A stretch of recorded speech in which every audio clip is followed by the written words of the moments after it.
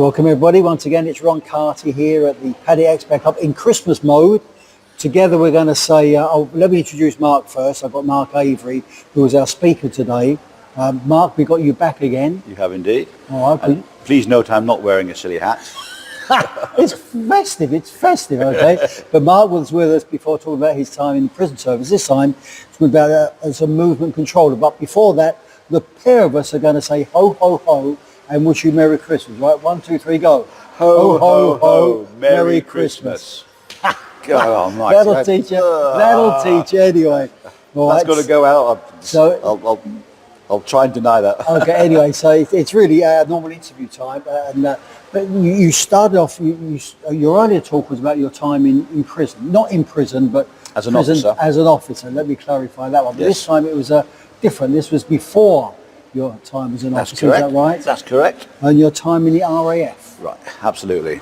And you really started, your position, your talk was Wings of Change, but you were, what is it, a movement controller? What is a movement controller? A movement controller is basically a person, a movement controller you've got to get an exam to pass to become when you first join the Air Force, you're a movements operator, where you work on aircraft, transport aircraft, unload, offload, refuel, recater, deal with the passengers.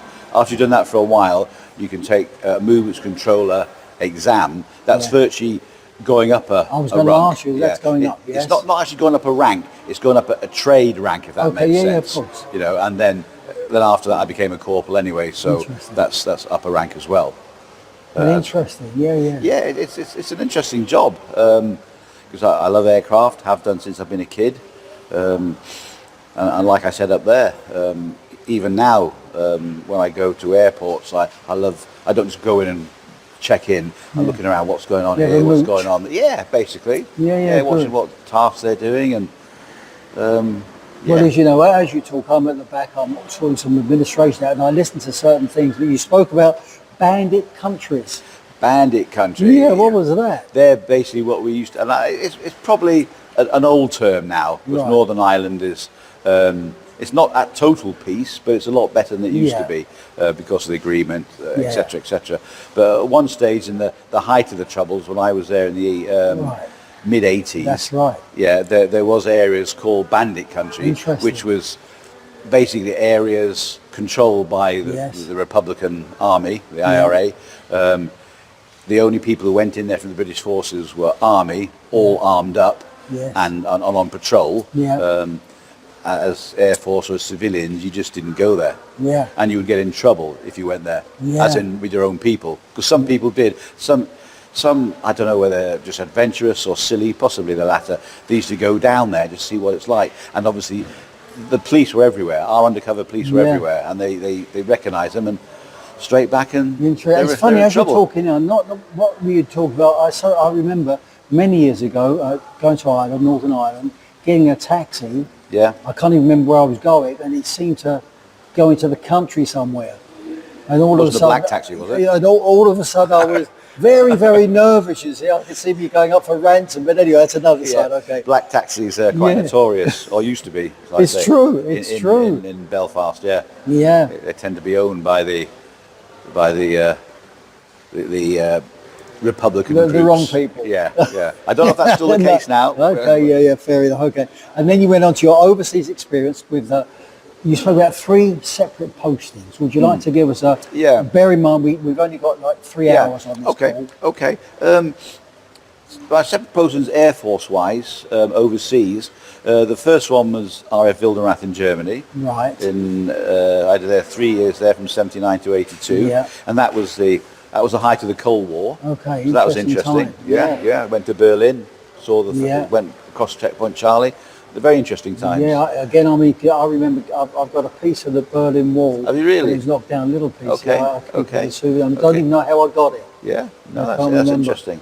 In fact, a quick comment about Berlin is when I was there in the Cold War, it was mystical, it was exciting, it was pulsating, it was and I went back in '97, and it's a great city, but that's all been lost for obvious reasons. It's great for the city to be together again, but it's not half as much The fun as it vibrance used to is- be. No, I know, not I at know. all. Okay. And then what was the other one? The other, after Wildenrath, it was a brief tour, 4-month tour in the Falkland Islands. Yeah, you mentioned that. And as I said up there, I know it's quite popular with tourists now, but it's not.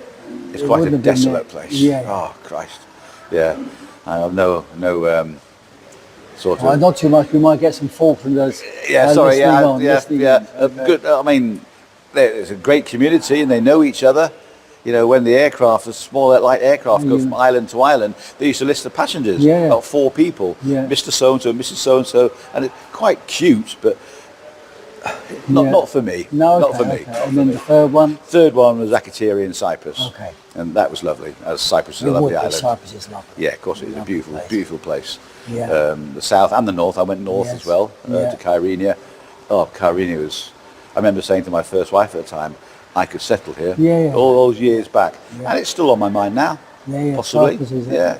Beautiful. No, great. Yeah, so- I'm resisting interrupting with my own experiences. No. But I agree with you. I've been to Yeah, Cyprus and okay. it's lovely. Okay. And then you moved on to DMOP time. DMOB time, yeah. Back to Bryce Norton for a year. Yeah. That's right, yeah, I think that because I thought Hendon, that was first. Back to Bryce Norton for a year, and that was like when I finally decided I was coming out, as opposed to signing on again, which I had the opportunity to.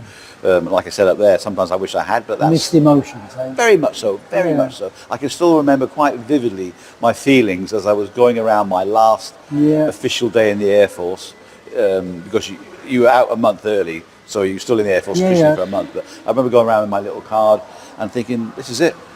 Yeah, 12 no, years I and this know, is it. I And know. it was quite, I wouldn't say heartbreaking, but certainly Well, disappointing. it's not as easy as people would imagine. No, That's not at right. all. Not at all. Yeah. You know, because it's 12 years of your life. Yes, A very yeah. impressional part of your life, Yeah, you know. yeah. And that'll never be forgotten. Well, it stuck in because you stayed in uniform, and then that Yeah, moved on to I the did. prison. Yeah, I did. You know, which semi-surprised me, but in other ways it didn't. Yeah. Anyway, and then you finished on reflecting on your time overall. Give us one or two reflections. You met some really lovely people. Yeah. Because you were all in it together, so to speak. Yeah. Though that's infamously said by some Tory MP, that's another story. But as you're all comrades together, and even if you they obviously didn't get on with everyone, but the most important thing was looking after each other, Of course. getting the job done, looking Yeah. after each other, and that was that's where I first really met the issue of camaraderie and Yeah. looking And after that each doesn't other. always happen outside. the No, it doesn't. No, I know. No, I it know doesn't. Yeah, and Yeah. that was good. Definitely one of my better points, and the job was enjoyable because Yeah. I always liked aircraft as a Yeah. young lad. Yeah, I mate. still do now. You know. Yeah. Well, good talk, right? Yeah. Good to have you back Thank in. you very much. And as always, Oh, you're going to have a whole host of these. You know? We're going to get you back again in the new year. I'm trying to think what's on this time. Oh, yeah. Okay, well, listen. Okay. All right, thank you very Okay. much. Thank you for very coming. much. Thank you, Ron. Okay. That's great. Really And, appreciate it. You've got one more job to do after I say goodbye to everybody. Okay.